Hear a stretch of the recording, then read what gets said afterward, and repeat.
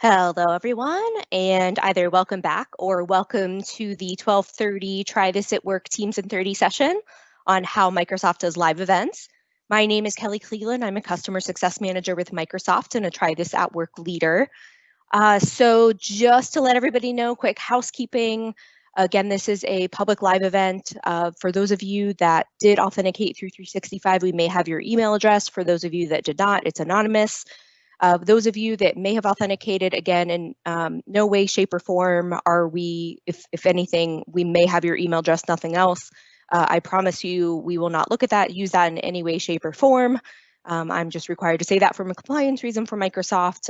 Again, your personal data is very protected. Okay, so to get started, we have quite a bit to cover in this particular session.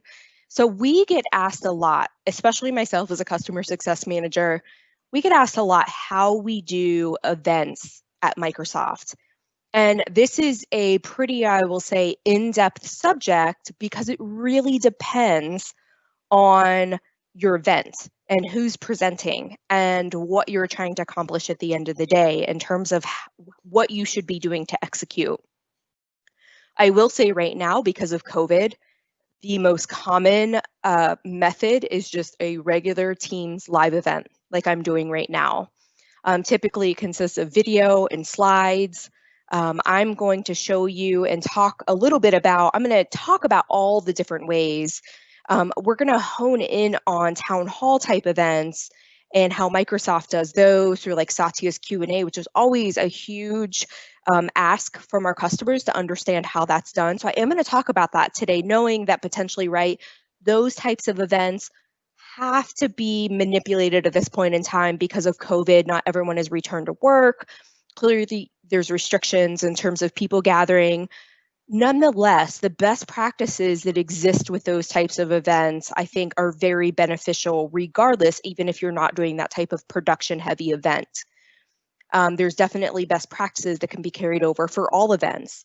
In addition to that, I'm also going to cover a little bit on just some tips just from a regular Microsoft live events perspective and some things that you can do to kind of have some of those views. So a sort of a faux video town hall type tips and tricks. And if you follow my LinkedIn, you probably have already seen this little birdie tip that I shared. But nonetheless, for those of you that haven't, I want to make sure to cover it today. So I'm going to go ahead and get started here. And again, this is going to be, I'm not actually showing you the how-to here, I'm explaining. So this one's a little bit different because I'm not going to really actually be doing any demos. Okay, so align to the modern town hall. So let's talk about this a little bit because I think the first thing that you need to understand when we're talking about a town hall event is we're honing in on a certain type of communication and a certain type of level within the organization. And a lot of times when we're talking town hall generally, those town halls are very specific to the presenters being the executive level.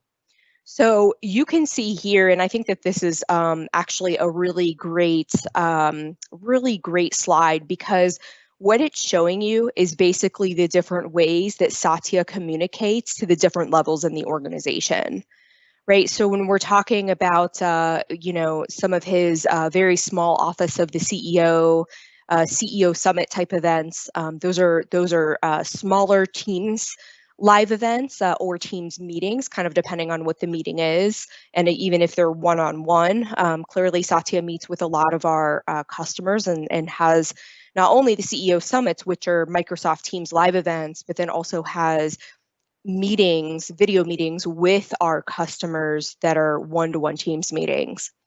So you can kind of see here senior leadership, how it's, there is email and Teams that's leveraged from a senior leadership perspective. So kind of going from senior leadership all the way out to how Satya communicates with the public, you're getting a view of how he does it. And I will tell you, this is the way that he does actually do it. So what this slide is showing is actually what he follows. And when we're talking town hall type event, the events that he commonly does in here inside of Microsoft is, for example, the monthly Q&A. And that's typically the one that a lot of our customers talk about. So that's this one where it's saying employees 100 plus K in Yammer. So I am going to be honing in on that particular event today. But again, I'm actually going to be sprinkling in some of the others. And then again, from a public perspective, communicating out on LinkedIn, of course. LinkedIn is owned by Microsoft. So another great platform for the extended reach. And of course, just like I'm leveraging Teams today, and there is a public option. So Teams is also leveraged to extend clearly beyond Microsoft. So just some things to keep in mind. But again, everyone always wants to know what Satya is doing. So that's why I kind of wanted to hone in on this today. All right, so, from a strategy perspective, the thing is that I think from a town hall standpoint, I think leaders have to be very consistent with these types of events. Just having one here or there really doesn't make any sense. They have to be very engaging. They have to be meant for the employees to drive engagement. And I think when we have these types of events internally, these are very open, honest conversations that we're having. The Q&A is very raw.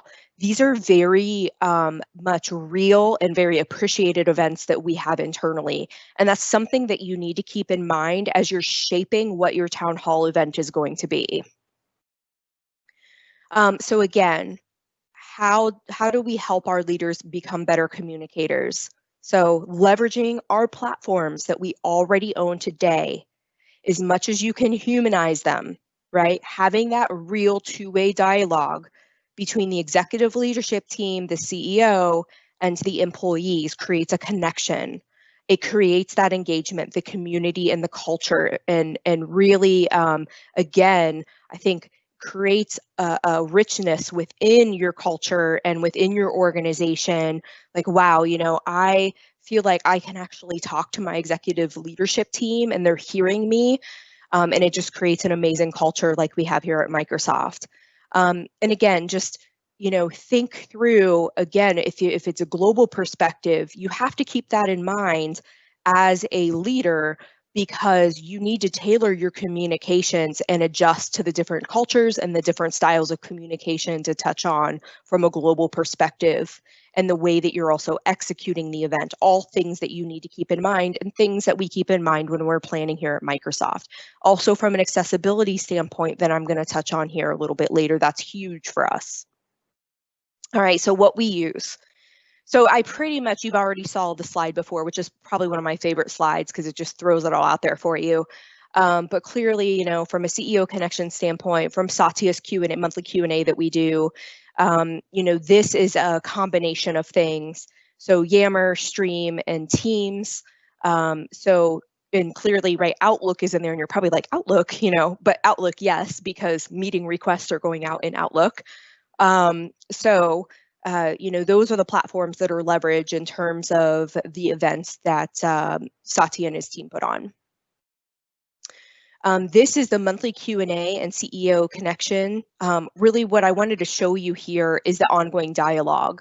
So what's nice about facilitating, and again, you can put a stream video, you can put your recording, whatever the case may be, you can actually pin that, remember, inside of Teams.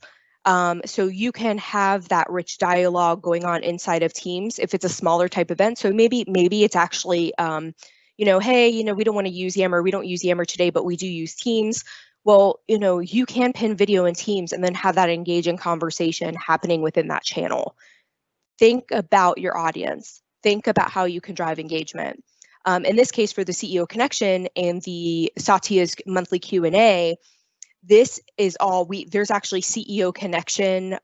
You can see here that is actually one of the communities outside of out in Yammer. Also for the monthly Q&A, those are events again that are scheduled through Yammer. And also this is not reflecting it, but clearly there's a new interface for Yammer. It's amazing. There's also the Yammer's community app for Teams that you all, again, will be seeing here shortly. So great kudos to that team for revamping Yammer. It was much needed. It looks awesome and it integrates with Teams very well. So again, coming back to my kind of point here, it's the ongoing dialogue that's important, right? Being able to submit questions in advance, being able to see what your other peers are saying, being able to hear and also to see how the leadership team is responding to these questions. And being able to really, acknowledge like, hey, my leaders are listening to me. Like, I asked a question and it was actually pulled through on the Q&A with Satya. Or, I actually had one of the leaders respond to me inside of Teams or Yammer. So that's really, you're driving really that deep employee engagement. Right, we have huge events. Clearly, Microsoft is a massive organization, global organization. So the value of Q&A, these Q&A events that we host, I can't tell you how appreciated they are from the employees across the globe. I think for us, and again, just the culture that has been developed under Satya, we have really transformed as an organization, and there is just so much honesty and transparency and empathy, and just that our leadership is listening, and you ask a question and it's going to get answered. And even if it's not your question specifically, I'll tell you that generally somebody else is asking that question and somebody's question is getting answered that's the same as yours. So it's amazing because we feel like we do have reach into our leadership teams here within Microsoft, which I think sometimes is very rare. Because, I think a lot of times people are afraid to make that connection with the leadership team and feel like they're being heard and feel like they're being valued. And really, Q&A helps facilitate a lot of that. And again, we have those monthly sessions specifically with Satya and the leadership team. The leadership team is always on those events as well. Again, I'm not reading word for word off these slides because I do not want to do death by PowerPoint. I really think that there's too many words on these slides anyway. So I kind of just want to touch on the high level here. Plus, I have a lot of slides to get through, so I just want to give you some best practices now, some things for you to start thinking about. If you are going to have one of these big events, now keep in mind, Satya's events, which I'm going to show you, they're typically, they're pretty big production events. So they have multiple cameras. They have a production staff there that is essentially doing the encoding and the switching, and there's microphones, and it's a pretty big production event. That's not something that can necessarily happen right now, but at least what I want you to know is from a pre-event planning perspective, I think some of these best practices are still aligned to what you're doing within just a standard live event within Teams. So from a pre-event planning standpoint, it's very important that you have your content down, right? And as you're thinking about your content, thinking about how it's going to touch your audience, what do you want your audience to feel? What do you want them to know? What do you want them to walk away with? And then also, being able to open up and start to get questions coming in, because that actually may help you further shape what you're going to be talking about, your discussion or the moderation that may be taking place. It allows the employees to start to engage even before the actual events. So about 10 days out or 2 weeks out, again, it's that closely monitoring, understanding what kinds of questions are coming in. Do we need to shift gears? What adjustments do we need to make? Again, about a week out, making sure that topics are solidified. If there are questions that are being pulled through from what's already being asked, that all of that's been pulled in, and that the leadership team has a chance to essentially form their answer on how they're going to respond to that and what they're pulling through. And then again, one day out, just making sure that you're rehearsing. I always recommend, I run live events all the time. I actually like to personally train my customers on live events just because I do them all the time. One thing I always say, please run a test event. If you've never done a live event before, always run a test event, and always know when it comes to Microsoft Teams live events, you have to have a separate event that you schedule for your test, because once you start an event, you can't stop an event, because once you do, it's over. So it's a one-time start stop only. So just FYI on a little best practice there to make sure that you're doing that. This pre-event planning is really typical in terms of any type of event that you're doing. But I think it's just really important, especially one day out, you're taking, accessibility into consideration, content's been thought through, any early questions are being pulled through. if it's once we get back to a state of auditorium, which I'm going to talk about here in a minute, placements and all of that, everything's been considered. So another couple best practices to consider as well. Make sure that your other senior leadership team members are there and attending. Even if they aren't participating, maybe actually in the town hall on stage, have them be in the audience. All of our senior leadership teams are in the front row at those events, or they are on stage. Because during the Q&A, sometimes something comes up where there may not be a primary leadership team member that is on stage to take that question. It's actually, hey, listen, this is actually an HR question. So we are pulling our HR leader up there to answer the question. So a lot of times our senior leadership team that's just sitting in the audience, they'll actually come up on stage and take the mic if the question pertains to them. So it's very good from, again, visibility, humanizing leaders, making sure that we're being heard from an employee perspective, that is one of the best practices. Also, any internal news sources as well. So just making sure that, any communications that have been going out in advance, clearly that's going to influence some of the questions that are being asked. So really important for, that to be reviewed prior to the event as well. So executing Q&As, again, just some best practices here.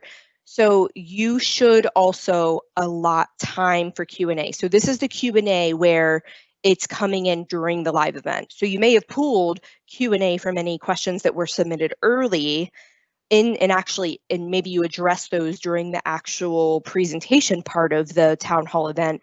But now you want to make sure that you are asking questions that are being submitted live, and you need to allot time for that. So I would say at least 15 minutes for sure. I would say typically a Q&A, there's so many questions gets asked. I would say 30 minutes is highly valuable. We do offer a lot of Q&A time during Satya's events, and it's fantastic to hear the questions and the answers and how many questions actually get answered. And they're also pulling from Yammer. They're pulling from in the audience. So it's amazing how coordinated these efforts are to get our questions answered. And then after the event, again, make sure that you're posting the video on demand and communicating that out. Typically, right, it gets posted to a consistent channel inside of Stream. Making sure that, from a Q&A perspective, make sure that, there's visibility into those questions, any questions that maybe didn't get answered, follow up on. Again, so for production consideration, so again, we're pretty far off from this, right? Our monthly Q&A is not like this right now because of COVID. But you do need to think about, so from a location perspective, do you have a green room? Do you have, someone, maybe that's presenting from another location? You need to take all of your production considerations into play. And again, if you're working with an actual production crew, it'll simplify that process quite a bit. Also nice, I have a couple customers that have in-house production, so they're very used to this as well. So again, just something to keep in mind. So I already mentioned this. So Satya's Q&A events are multi-camera, live switching shooting that's happening. It's broadcast to all employees across the globe, anyone that wants to attend at that time. So it is very much a full production event. What's happening right now, and so this is, I'm not going to read through this, but these are must-have production roles and then nice-to-have production roles. What I want to talk about right now is that Satya's events currently, so they are all Microsoft Teams, and they're not these huge, massive production events right now, right? So just about every customer I know is just doing standard live events. Now, of course, with Microsoft's a large company, and we do have production staff on hand as well. But again, not something that you need to do right now. So just inform yourself on what the best practices are. Think about when things come somewhat back to normal and we're back in a state where we could be together. Then take a look back at this and see, hey, what are some of the things I need to be thinking about? Accessibility is also huge, and I'm not just talking about from a physical environment perspective. Clearly, that's hugely important when you're planning for a live in-person event. but also from an accessibility perspective. So, right, making sure that, if there's any slide coloring, making sure that, from a closed caption standpoint, that you're enabling, in this case, right, we've got global users, so we've got live captions that are being pushed in multi-language. Just making sure that you're thinking through from an accessibility perspective, and you're being absolutely as inclusive as possible when you are planning your event. I can't stress this enough, because events are not, I kind of like it how it says on here, they're not one size fits all. You very much need to be thinking about how you can make sure that your events are inclusive. So these are just some of the general accessibility guidelines. Again, I'm going to leave this up just for a second. If anybody needs this information post-event, again, please feel free to email me, kelly.cleland@Microsoft. But again, these are all considerations that you need to be mindful of, right? And keep in mind, a lot of times people have disabilities that you can't even see. So you just need to keep that in mind. It's something that's hugely important at Microsoft, and something that we absolutely talk about all the time. All right. So again, you want to make sure that you're listening to your employees. So this is kind of going to take us here on the tail end of this. So some of this, you're listening to the employees early in the event, but you also need to listen to the employees during the event and after the event. So what is that overall sentiment? What are some of the things that you're seeing, that you're hearing? Anything that's happening through any of the internal, social platforms like Yammer, and making sure that you're actually, looking into any insights, right? So, in this case, what we use internally, Power BI, forms, surveying, Yammer Insights, and Workplace Analytics. So in leveraging the technology that you have, right? So, you can measure employee sentiment, right, of your organization, and the technologies that you own today or may not own today, for example, like Workplace Analytics. But those are platforms, you have technology at your fingertips that can help you do that. And the importance of getting that data is that it ultimately is going to help you shift and change your culture. So that data is actually extremely important, because you are able, based off of the data, to shift in an instant and to understand, hey, whoa, I'm seeing a pattern here that's happening right now, looking at our, our sentiment analysis, and this is what I'm seeing right now. I think on the upcoming Q&A, we're going to need to shift our approach on this one, and I think we're going to actually need to spend about 15 minutes of our agenda on this particular topic, and I think we need to pull these people in to have this discussion. So it's really important that you're listening to your employees and you're giving your employees a platform to be able to share that sentiment. So again, I'm not going to go too deep into this again, because we only have so much time, but just make sure that you're looking at those real-time analytics pre-event, during the event, and post-event. So just to recap here on the town hall type events, these are just some high-level pre-day of post. Clearly planning at least started a month out. Make sure you've got out the save the dates very early. Make sure you're gathering questions, reviewing, right, any news or sentiment early on. Make sure that it's content that's meaningful. Don't just put out content to things to talk about just to talk about, to fill the time. Have it be meaningful. Like, understand what your employees want to hear about, and how you're going to further engage them, and create a culture that they honestly want to stay in long term. Day of, again, making sure that everybody that's going to be participating, everybody has access, everything from an accessibility perspective has all been tested, everything's good and ready to go. Make sure you've got somebody managing those real-time questions. Make sure that somebody, again, is checking the sentiment analysis and kind of looking, from streaming questions that are coming in and any sentiment that you're seeing, that you can pair that up and essentially help feed that from a Q&A perspective into your moderator, potentially if you've got a moderator facilitating those town halls, which is pretty typical. And again, just make sure that you're publishing across internal channels, right? you should have more than one channel. Typically, we don't have siloed channels here.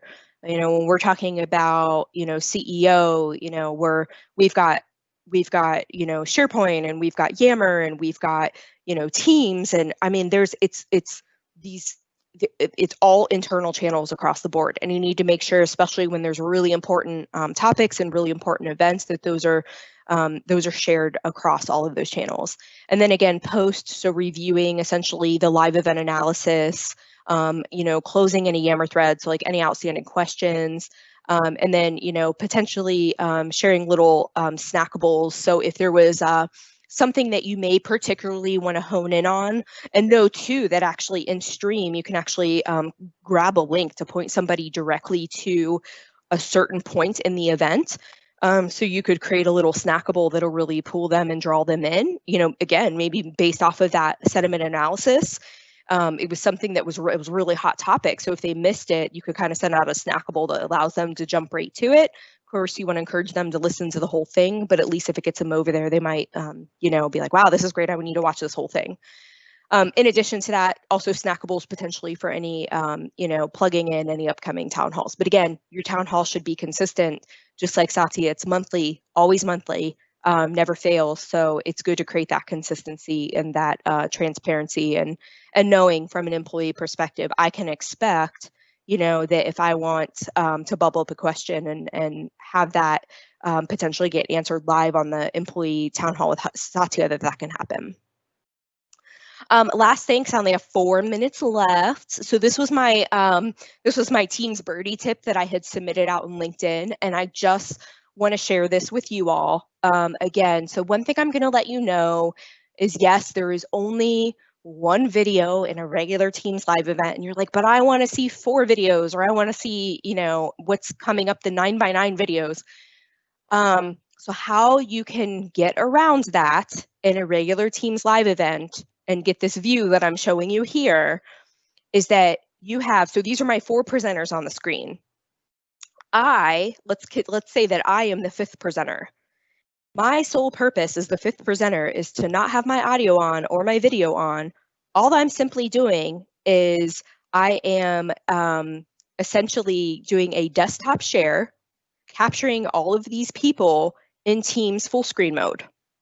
And my whole purpose and my whole role is to basically be the person, right? Because if I don't have my video on, right, it's just the only thing I'm seeing is the person sitting on the other side is the 5th presenter, is these 4 people, they're talking heads in their video.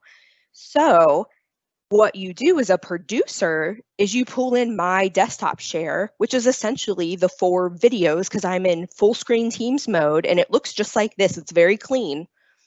And essentially that is what's being pushed out during the live event. So there's no actual video, it's actually a desktop share. So it's the content. If you've ever been a producer, you know that you can push video, you can push one video, one piece of content at a time, or it does give you an option to do a talking head and like content like a PowerPoint.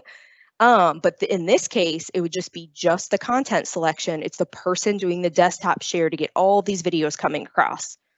Best practices to follow to wrap up, if you decide you're going to do this, is make sure that all of these individuals do not have any type of streaming going on in the background. Kids have got to shut off Netflix. You got to make sure that you've got other applications shut down. You want to make sure that these individuals know, like, hey, we're kind of doing a workaround method right now, but it totally works. I've had customers use this, do this. It's worked totally fine. I've gotten great feedback for it. But again, just follow the best practices. Make sure that it's optimal viewing experience for your end users, and just be sensitive of the fact of you don't want to have crappy bandwidth while this is happening. So with that, wrapping up just a minute early here, I just wanted to thank you so much for joining today, and to let you know, so we are going to take a little bit of a brief break. Now, maybe if some things release by the end of the month, I may be scheduling some surprise sessions, but for now, potentially, unless that happens, we are going to just take a brief break through the July 4th holiday, and then keep your eye on the Try This @.work website, and we will have upcoming sessions posted for you as well. Again, we're really trying to keep these good. If you have suggestions for anything that you may want to hear about on upcoming sessions, please, please, please don't hesitate to reach out.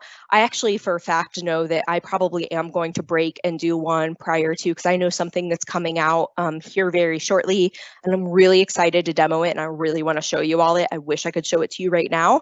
But something amazing is coming out really soon. Anything new that's coming out, we'll get some sessions scheduled to make sure that we're showing you the latest, greatest, coolest things that you can do in Microsoft Teams. So with that, thank you so much. We're at 1 o'clock. It's been a pleasure. I appreciate everyone. I'm so sorry that went so long that I didn't even get a chance to look at the Q&A console. But if you're, just know that if you want to reach out to me and ask your question, kelly.cleland@microsoft.com. Again, that's KELLEY.CLELAND@microsoft.com. I'd be happy to answer that. Okay, well, thank you so much, everyone. Really appreciate your time, and I hope you have a great rest of your day and weekend.